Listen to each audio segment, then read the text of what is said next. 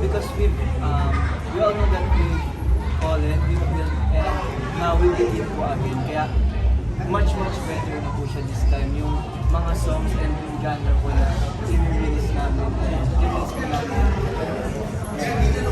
Yes, bukod po doon, uso po kasi ngayon yung ginamit din namin to this 2026 na uso po yung 10 years nostalgic year.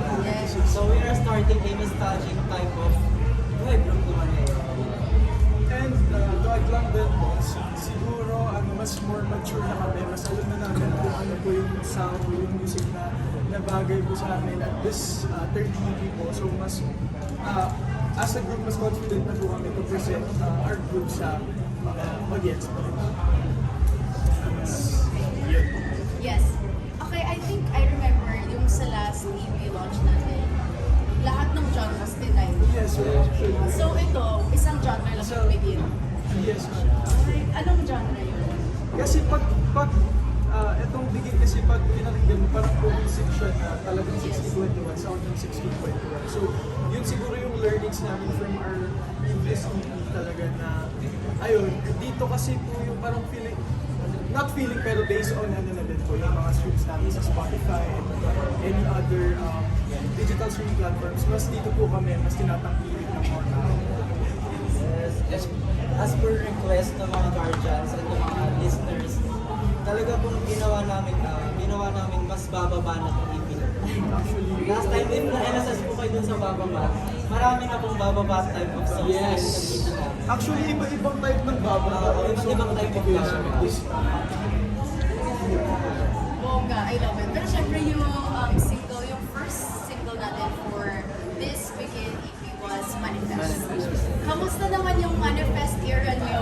Are you ready for a new era for 1621? Sobrang ready na kami talaga kasi actually yung Manifest mo na yan na song, talagang plan siya ng management namin to release it sa after Christmas and then release yung music video sa New Year kasi nga parang yun yung time talaga na mas vocal yung tao na dapat this time i-manifest ko na mangyari itong mga ganitong bagay sa akin. So talagang nakaplan siya and then after that we presented this 1621 billion para ito naman talaga is ito na talaga yung 1621 na ayun 1621 as 1621. And right now, we're all manifesting po na sana this time, hindi lang po yung song yung makilala sa amin. And sana, mabigyan po kami ng time ng mga casuals po, na mga ordinary people na pakinggan po talaga kung ano po yung sound ng 1621. Kasi ngayon po talaga, ayun nga po, kaya katulad po ng sabi ko, we have grown, we have healed, we have fallen and we have healed. And now we begin again as 1621. Dahil dyan guys, wait lang. Before we move on to my last question and then move on to friends from the media, meron po tayong hashtag. Hashtag begin with 1621 and hashtag 1621begin. So don't forget to use our hashtags when posting on all your social media platforms. Ito, last question ko for you guys. Siyempre, manifest mo na yan. That was your first single sa Begin EP. Ano yung mga minanifest yung na, of course, nangyari na before this EP launch? For this EP launch, personal po. Yes. Personal or as a group? As a group, siguro yung marami na kaming inquiry work namin. Yes. 2026. Thank you so much po sa mga nag-ibig. Sobrang appreciate namin yung pagkakatiwala sa more. Isa rin po sa amin na manifest namin. Yung madagdagan yung guardians namin. Yung kasama sa amin, lumakad sa path na gusto namin tahakin. And na-manifest naman po siya. Yes, and siguro yung isa po sa na-manifest din po namin is yung nakatungtong po kami sa big stage po. And nakapag-perform po kami sa iba't ibang arena po here sa bansa natin. And ngayon po, minamanifest din po namin na sana this year or next year, kami naman po yung tumungtong na stage. Sa stage na yun na meron po first ever. Yes. Actually, nag-start yung manifestation namin sa Dream Big.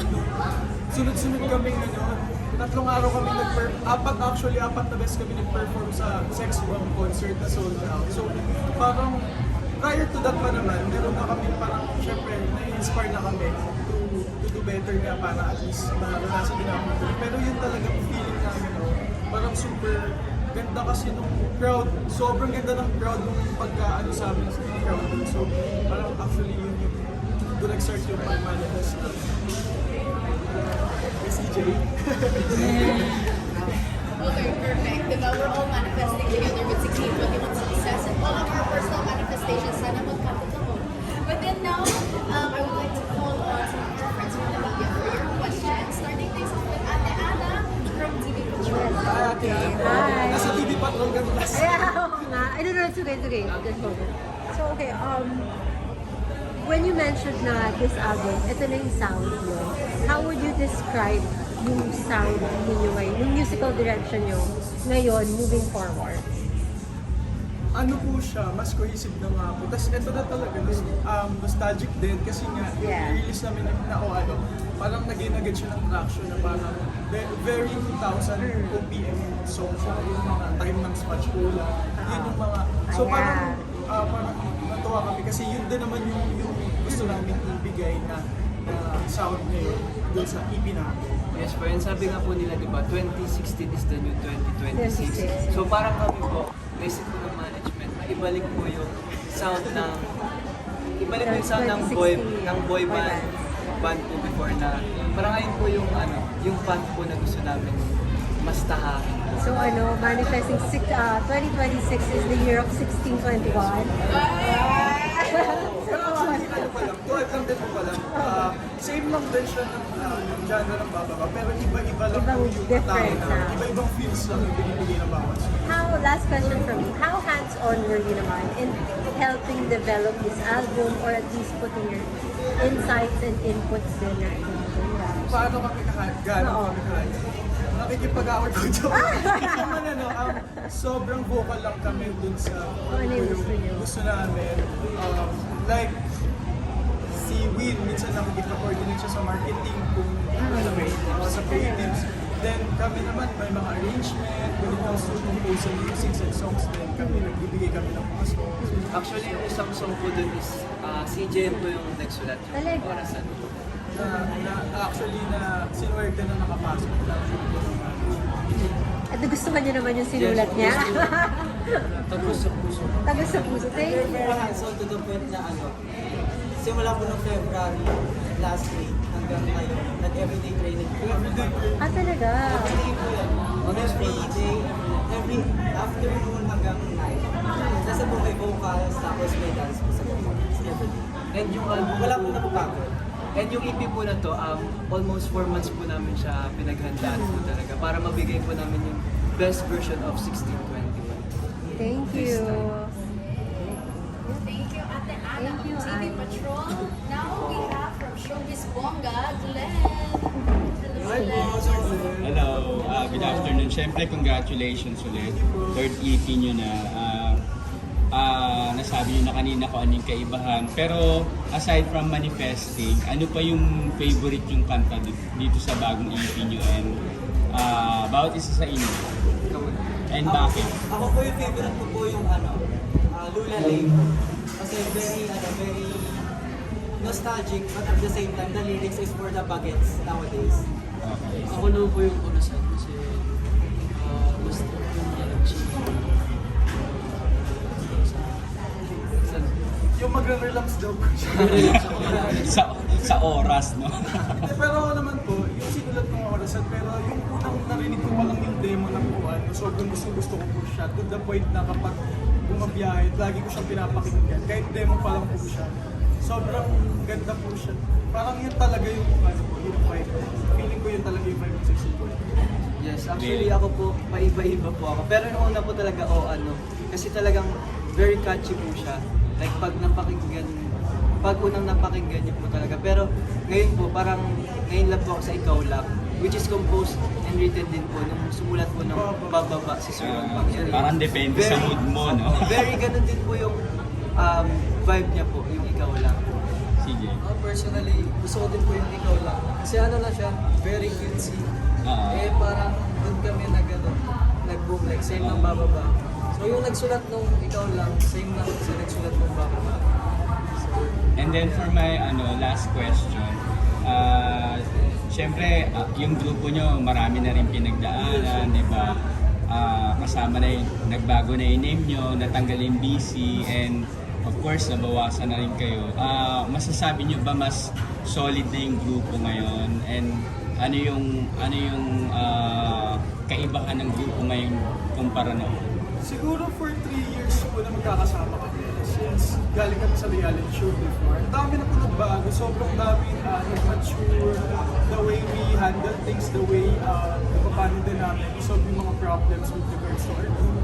Mas naging positive na lang po and at the same time, mas, ayun nga po, dito nga sa iba namin sinasabi namin na anytime you can begin naman. So parang, ayun po, parang kahit ano, kasi ano naman po sa industriya natin, sa P-pop and music industry and sa showbiz industry, ano naman po, lagi naman po may changes, lagi naman po may mga challenges. So, kailangan kung paano ka na lang po, kung paano nyo na lang i-accept and at the same time, kung paano na lang yung way nyo sa pag-deal ng problem, yun po talaga yung nagkumano.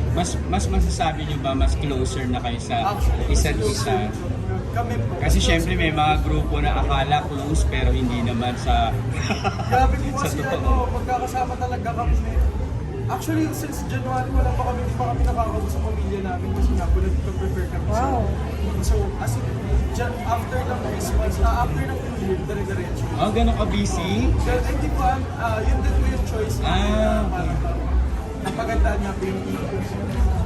And to add lang po, siguro po yung naging challenges namin na nagbago yung name, nabuwasan. Siguro mas naging reason po yun to start stronger po. Hindi lang po siya strong, but stronger. Kasi nababasa po namin na baka mamaya napilayan yung 1621 because of nabuwasan and everything.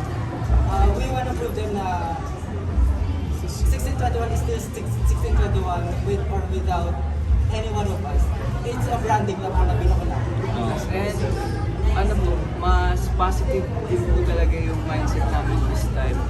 Kumbaga, hindi po kami nagpalalunod sa negativity po ng emotions namin, ng sinasabi ng ibang tao po, ganyan. Kumbaga, mas naging stronger po yung relationship po namin this time. Kasi mas kinilala po namin kung ano po talaga yung gusto namin as a group and as individual. And syempre mas dumami yung fans ngayon, di ba? Hopefully po talaga.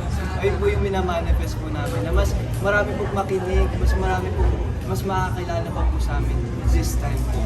Thank you and congrats. Thank you so much, Glenn, from Showbiz Bongga. Ngayon naman, of course, from What Music. Kuya Chris, go ahead.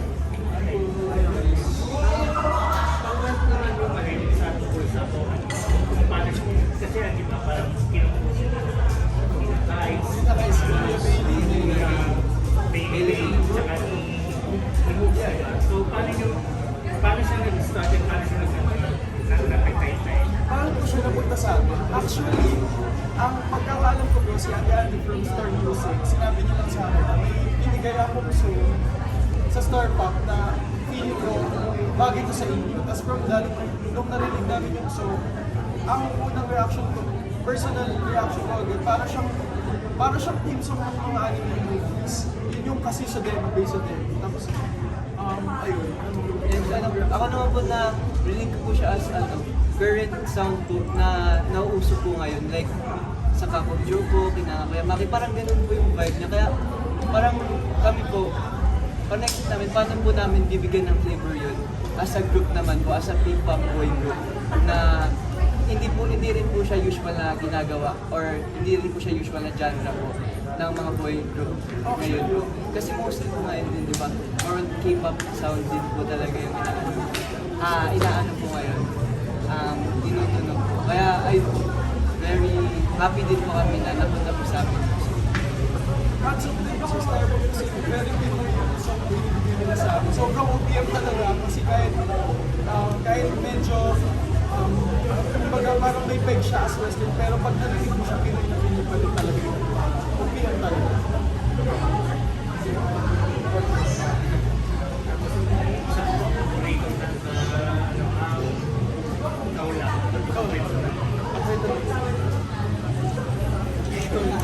Yung ikaw lang medyo kinabahan ko kami dyan kasi last meeting ko namin dito sa boses. Parang tatanggalin siya eh. Pero nalaban naman din po ng lahat na yun nga kasi yung image namin. So parang buti po talaga na nasama siya. Na-push din po siya na maging part ng song namin. Pero sobrang ano po, with regards naman sa pag-record ng kanta, sobrang ano niya lang, sobrang light lang ng energy. Actually, yun nga yung ano, yung song na mabilis mo lang maaral yung harmony kasi parang nag-register agad sa iyo yung Okay, thank you so much, Kuya Chris of One Music. Ngayon naman from Mega Kapamilya, Kuya Carlos Arago. Walang kayo. Christian Pretzel. Walang question. Okay, thank you, Kuya Carlos Arago from Mega Kapamilya. Now from Zine Magazine. Guys, kanina you were talking about how yung Baba, yung parang yun na yung naging ginamit yung basis for these new songs and yung 2026 is the new 2016. So ito na ba yung parang magiging direction nyo talaga moving forward? Ito na ba yung parang sound ng 1621 or are you still exploring other genres or something? We're not quite agreed po. May po mali talaga. Pero we're very open pa rin po sa mga iba't ibang genres na matry po namin. And ayun po. Feeling ko po. So parang era lang pa to for Hindi po. yun na talaga yung song namin. And then among the songs dun sa, kasi kanina nabanggit nyo na rin yung mga favorites mo, among the songs dun sa bago nyo movie, ano yung parang unang rinig nyo pa lang, oh my gosh, this is the one, parang gano'n, yung iba yung impact sa inyo. Ako po yung ano po talaga, ano po talaga. Iba po talaga yung ano niya. Yung feels niya nung unang napakinggan ko pa lang po yung demo. O ano din talaga sa akin. Yun talaga, o ano. So yun yung ano, kasi feel ko, gusto din siya ng mga maso. Kahit yung mga amoy, ganyan. Gusto nila yung ano, topic tayo. Oo, ano talaga. Very relatable. Sa akin naman, yung Lulalay, nilalaban ko talaga. Yung Lulalay kasi Kasi siya guys. And then, kasi parang yung mga terms na ginamit sa lyrics, parang relatable din talaga sa mga kabataan ngayon. Lulu na ang oras. Resident Evil. Ako para sa akin, Hindi po siya masyado. Hindi ito nagsasalita.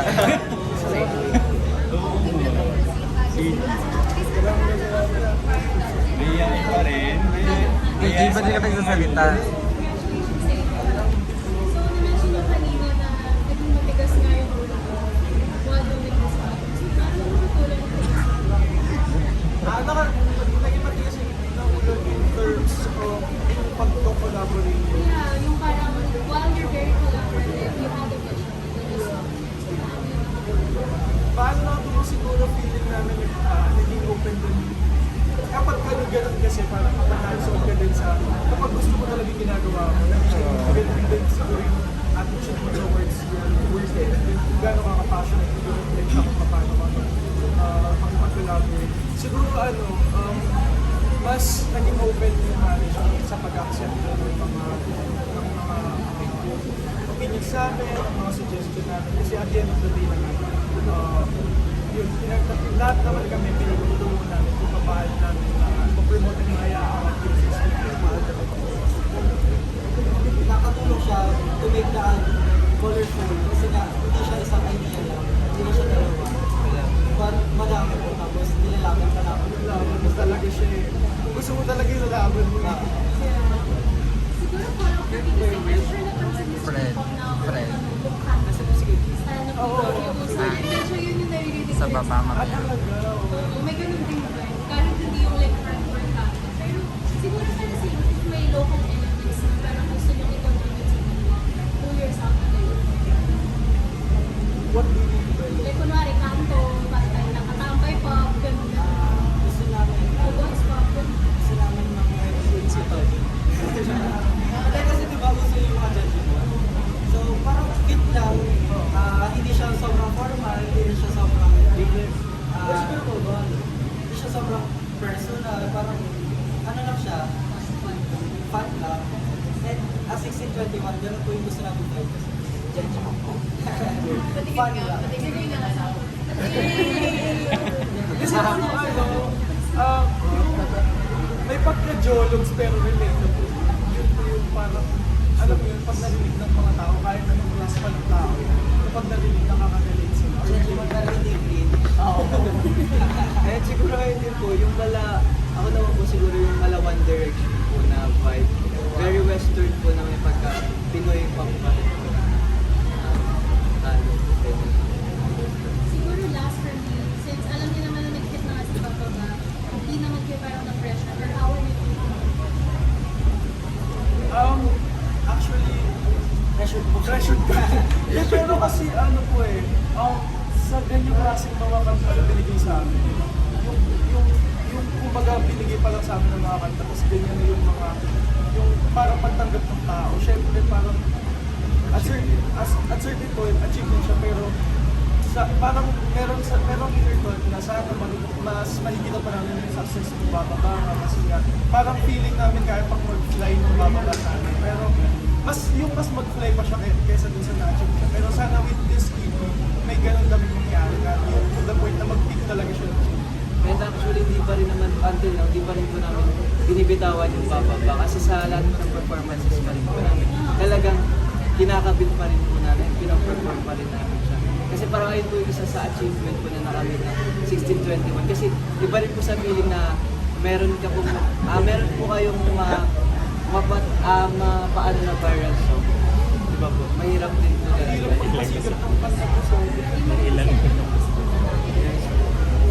Never listen. Kumbaga ayun pa lang po yung beginning namin. Thank you so much, Ate Vana.